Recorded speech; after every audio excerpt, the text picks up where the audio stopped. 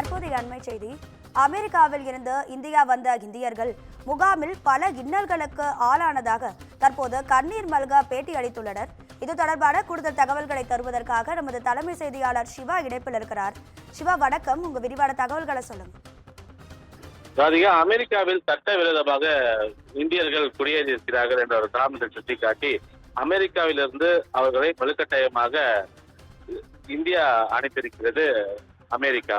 இந்த நிலையில ஏற்கனவே முதல் கட்டத்தில் வந்த இந்தியர்களுக்கு கை கால்களில் விலங்கு அணிவிக்கப்பட்டு அவர்கள் இந்தியா கொண்டு வரப்பட்ட நிலையில இது தொடர்பாக நாடாளுமன்றத்தில் தொடர்ந்து பல்வேறு விவாதங்கள் நடைபெற்று வந்தன.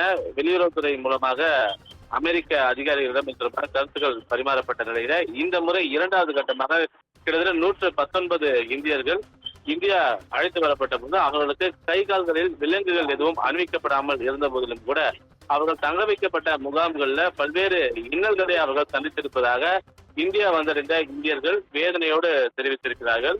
அமெரிக்காவிலிருந்து நாடு கடத்தப்பட்ட இந்தியர்கள் பல இன்னல்களுக்கு ஆளாகி இருக்கிறோம் என்ற வேதனையான தங்களுடைய கருத்துக்களை தெரிவித்திருக்கிறார்கள். அமெரிக்க போலீசாரால் அவர்கள் கைது செய்யப்பட்டு 15 நாட்கள் முகாமில் அடைத்து வைக்கப்பட்டதாக ஒரு சில கண்ணீர் மல்க தங்களுடைய கருத்துக்களை பதிவு செய்திருக்கிறார்கள். குறிப்பாக முகாம்களில் இருந்த போது தங்களுடைய கை கால்கள் கட்டப்பட்டதாகவும் செல்போன்களை பறிமுதல் செய்து வைத்ததாகவும் தெரிவிக்கப்பட்டிருக்கிறது. இதற்கு முன்பு கை கால்களை கட்டியே அவர்கள் அழைத்து வந்த நிலையில தற்போது முகாம்களில் மட்டும் அவர்கள் கை கால்கள் கட்டப்பட்டு அவர்கள் துன்புறுத்தலுக்கு உள்ளானதாக தெரிவிக்கப்பட்டிருக்கிறார்கள்.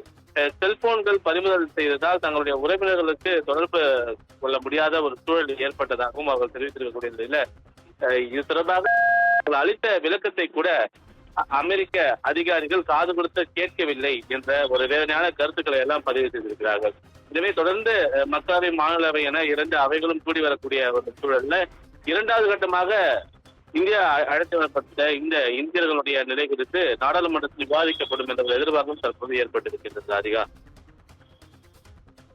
உங்க விரிவான தகவல்களுக்கு நன்றி சிவா.